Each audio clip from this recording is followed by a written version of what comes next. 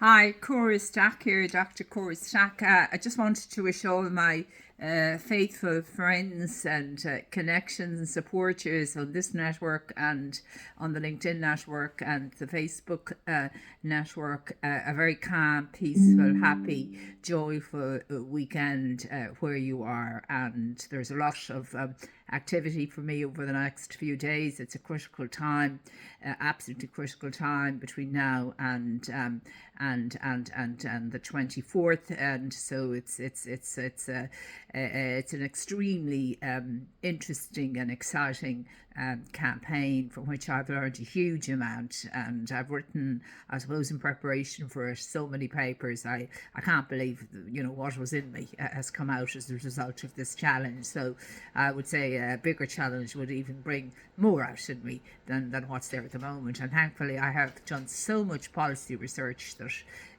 it's all out there. There are solutions for so many of the Ireland's horrific problems and the global problems which are following similar trends, that I think it would be very worthwhile for anybody that is interested in policy, or even an expert in policy, to read my work and to absorb the common sense and the depth of research and thinking and insight and balance and fairness and justice that is at the centre of all my work and all my vision.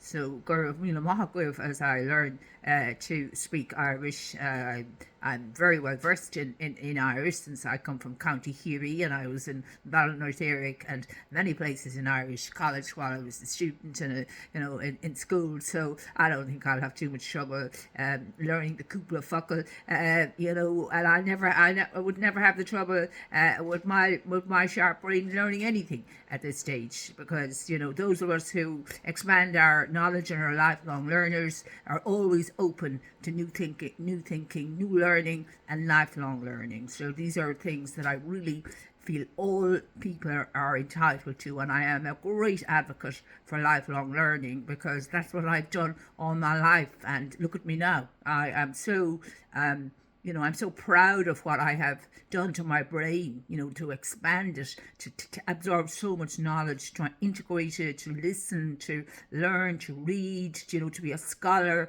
of the highest kind of standards, and always to strive for excellence, and always to be striving for even more excellence. There's never a higher bar. It's always trying to get better and better, and that's how I would proceed, because that's the essence of humility and integrity, ethics. These are all things that are so important. Empathy, compassion,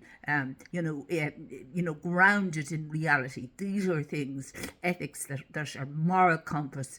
All of these things are needed for very badly needed in leadership, as I can see from the many posts on the other platforms that I read, which are really